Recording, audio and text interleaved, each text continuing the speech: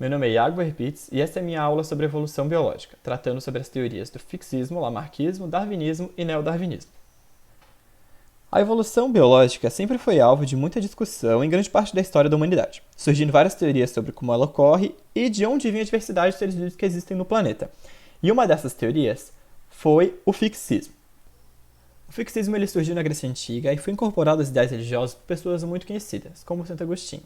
E ela durou muito tempo, basicamente durante o tempo em que a igreja teve maior poder e predominou. Com a queda do poder da igreja e com o surgimento das ideias modernas, essa teoria foi deixada de lado pela comunidade científica, não sendo mais considerada válida. O fixismo ele estava associado a outra teoria que também surgiu na Grécia Antiga, que era a teoria da geração espontânea. Essa teoria da geração espontânea, ela defendia que os seres vivos eles surgiam de matéria inanimada. Assim, existia uma origem de onde vinham esses seres vivos para o fixismo. Então, uma vez que esses seres vivos surgiam da matéria inanimada, eles iam continuar exatamente iguais por muito tempo. Ou seja, durante toda a sua existência, eles nunca iam mudar, iam ser exatamente iguais. Então, a ideia principal do fixismo é que os seres vivos eles são fixos pelo tempo. Então, eles nunca iam mudar. Assim, um dinossauro ia ser sempre igual a um dinossauro, uma borboleta sempre ser igual a uma borboleta, não importa quanto tempo se passasse. O fixismo começou a ser deixado de lado depois do surgimento de outras teorias e outras pessoas que começaram a falar sobre evolução, outros evolucionistas. Uma dessas pessoas foi o Lamarck, lá no século XIX.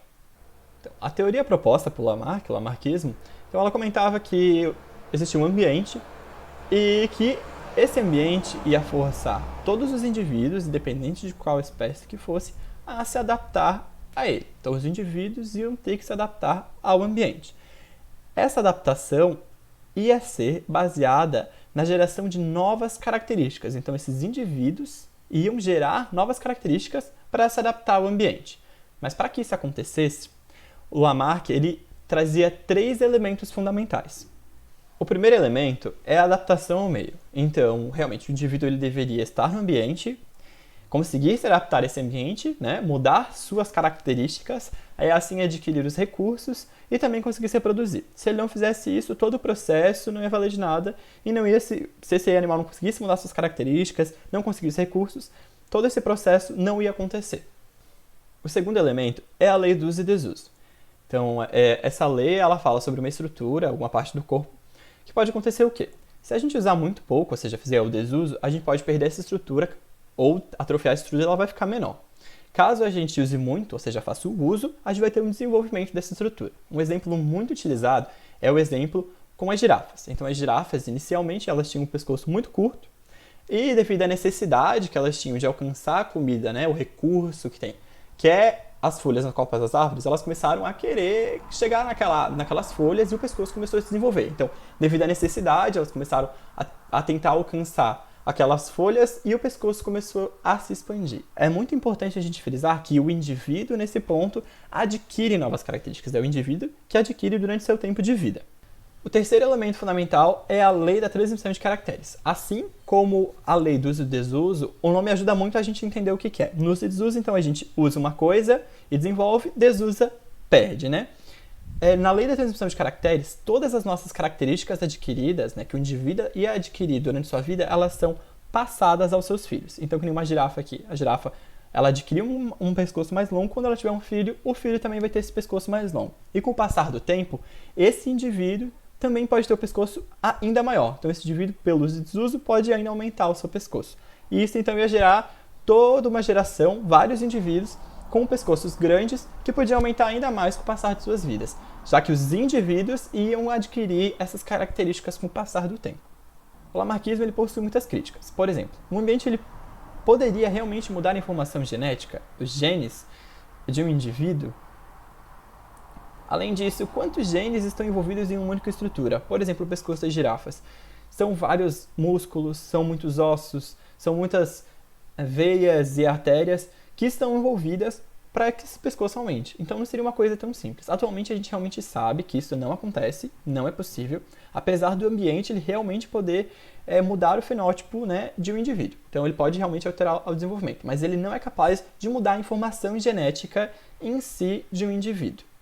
Desse modo, características adquiridas não são passadas aos filhos, já que a gente não tem uma mudança na informação genética, né? Se assim fosse, a gente ia ter a gente ia ter uma pessoa magra, né, sem músculos, nada, que ia fazer o uso desses músculos, ia desenvolver esses músculos. Então, se ela tivesse um filho, o filho deveria nascer musculoso. Mas não é isso que acontece. A gente vai ter um filho, então, normal, porque os genes ainda estão condicionados, ainda são genes para músculos normais. A gente não tem uma mudança de informação genética. Então, depois da gente ver um pouco sobre as críticas do lamarckismo, a gente percebe porque essa teoria foi deixada de lado.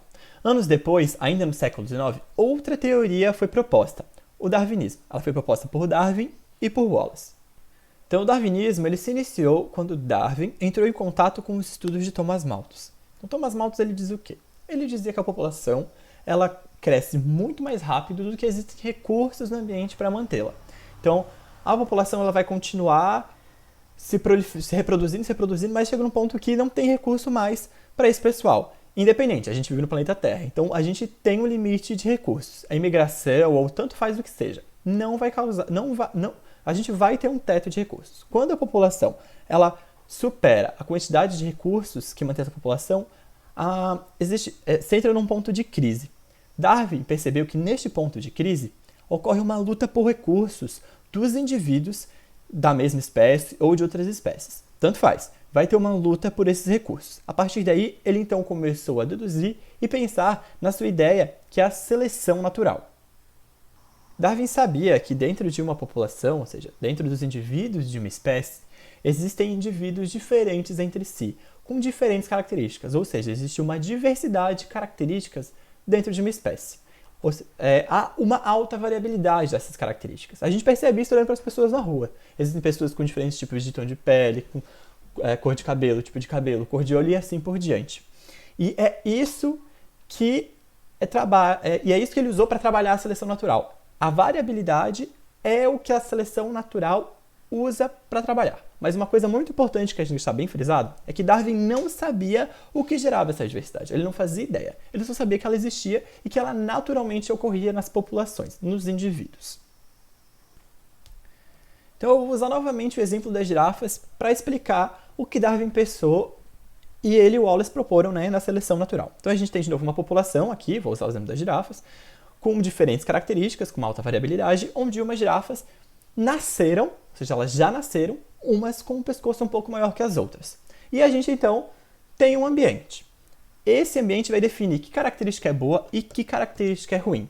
No caso da savana africana, com aquelas árvores altas, ter o pescoço um pouquinho maior era uma característica melhor, era uma característica que ia ser mais vantajosa. Assim, quando esses animais fossem se alimentar, o com o pescoço um pouco maior ia conseguir, né? Eles iam conseguir acessar essas folhas, iam conseguir comer muito bem, iam conseguir comer muito mais do que os indivíduos que, infelizmente, nasceram com os pescoços um pouquinho menor, né? Então, o que aconteceu? Eles iam conseguir comer bem e iam conseguir ficar vivos. Já os indivíduos com o pescoço um pouco menor, eles podiam continuar vivos, mas não se reproduzir tão bem quanto os indivíduos que comeram mais, que estão mais fortes, ou podiam morrer. Assim sendo, algumas gerações depois, a predominância ia ser de girafas com o pescoço maior, porque conseguem consumir mais alimentos, consumir mais recursos e conseguem uma vantagem, tanto para fugir de predador, quanto para resistência a doenças, quanto para reproduzir, porque isso gasta energia também. Então a seleção natural ela é bem pontual. Trabalha diretamente com a variabilidade de uma população. Então, vai ocorrer realmente, como a palavra diz, uma seleção natural. Naturalmente, vão ser selecionadas as melhores características para aquele ambiente, que dão vantagem para os indivíduos, conseguindo se reproduzir, passando essa informação genética para frente e assim predominando na população essa característica. Então, quando a gente fala assim, o indivíduo se adaptou ao ambiente. Não, isso é o que se fala na teoria lamarckista. Isso não é darwinista, isso não é darwinismo, tá?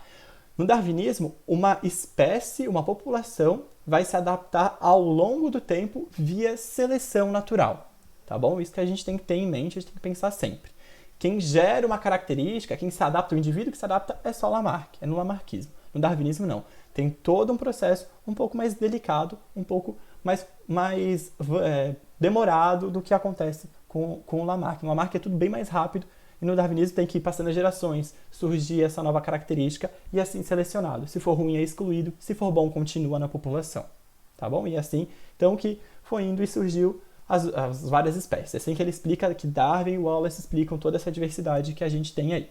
Tempo depois, com o avanço da genética e dos estudos de biologia molecular, surge então uma nova teoria, que é o neodarwinismo. Então ela junta todos os conceitos de Darwin e Wallace, seleção natural, junto com os estudos de genética mendeliana, os estudos de Mendel, e também os estudos modernos e outros avanços da genética e assim por diante. Essa teoria buscava, então, explicar a origem da diversidade, características que existem nos indivíduos, com base nas alterações que ocorriam nos cromossomos e nos genes.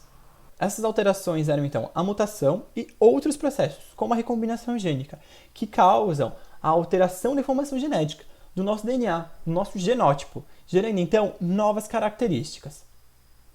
Então tá bom, eu tenho essas novas características, mas é muito importante que essas novas características elas atinjam os gametas, porque são os gametas que contêm a informação genética que vai ser passada para a próxima geração, para os descendentes desses indivíduos. Porque não adianta nada ter essas informações, essas características boas, se elas não vão estar presentes na próxima geração. Assim, então, esse indivíduo vai poder crescer com essas características boas, devido à seleção natural, então, ele vai provavelmente ter vantagem sobre os outros e assim ele vai passar suas características também à frente. E nesse processo vão surgir novas características, vão sendo selecionadas as melhores e elas vão passando à frente. Assim pode até ocorrer o surgimento de uma nova espécie muito mais adaptada àquele ambiente. O surgimento de uma nova espécie demora muito tempo, demora milhares de anos, então isso é uma coisa meio difícil da gente ver, geralmente a gente vê por fósseis e tudo mais. Mas existem mecanismos, existem exemplos muito mais modernos que ajudam a gente a ver esse exemplo de seleção natural. Por exemplo, esse aqui é um exemplo bem clássico que acontece muito, que é um problema. A gente tem uma lavoura produzindo milho e tal, e a gente tem uma praga. E essa praga está lá comendo nossa lavoura, reduzindo a nossa produtividade, fazendo a gente perder dinheiro, trabalhar demais e tudo mais. Então a gente resolve o quê? Vou tacar um inseticida ali para matar essa praga ali que está me incomodando. Mas enfim, uma lavoura é enorme.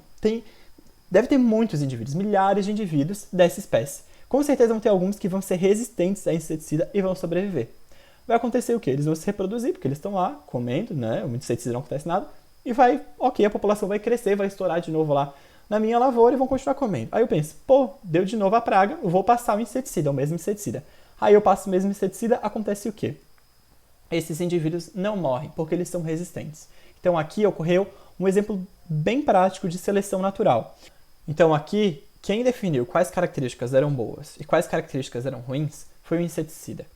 Desse modo, então, ele selecionou as características boas, que no caso aqui era sobreviver ao inseticida, e as ruins, que era não sobreviver ao inseticida. Quem sobreviveu passou essa informação genética à frente, causando a geração de toda uma população resistente a esse inseticida, se tornando então um problema. O mesmo chega a acontecer com as bactérias superresistentes, que são bactérias que eram resistentes a antibióticos, e conseguiram, então, se multiplicar, se proliferar, gerando, então, também uma cepa, uma população inteira de micro-organismos resistentes. Então, vamos fazer uma questão que trata sobre esses conceitos evolutivos, sobre essas teorias evolutivas, que a gente acabou de falar aqui. Então, é uma questão do Unicentro de 2010.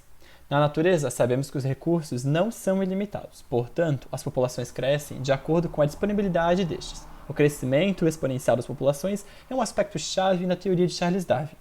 Darwin leu os escritos de Malthus e compreendeu que o excedente de descendentes que resulta no crescimento exponencial permite a transformação evolutiva. Sobre a transformação evolutiva proposta por Darwin, assinale a alternativa correta. Então vamos para as alternativas. Então a ela fala: o principal agente de modificações é a ação da seleção natural sobre as variações individuais. Legal, realmente. Darwin falava isso, que acontecia então via seleção natural, ela trabalhava em cima das variações individuais e que isso era o principal agente de modificações. Mas vamos para B. Na B, o agente de modificações é a mutação nos genes, o que ocorre durante a mitose e a meiose nas células germinativas. Mas você não falou que a mutação nos genes também é agente de modificação? Mas isso é no neodarwinismo. A gente tem que perceber que o que ele pede aqui é sobre a transformação evolutiva proposta por Darwin, ou seja, o darwinismo. E o Darwin, ele não sabia sobre mutações nos genes. Além de que, essa questão fala sobre mitose nas células germinativas. E a mitose não acontece em células germinativas. Então, por enquanto, a A é que está mais correta aqui. Entre A e a B, a A está correta. Vamos ver a C. A deriva genética é... Darwin nunca falou de deriva genética. Ele não comentou em nenhum momento sobre deriva genética nos seus trabalhos.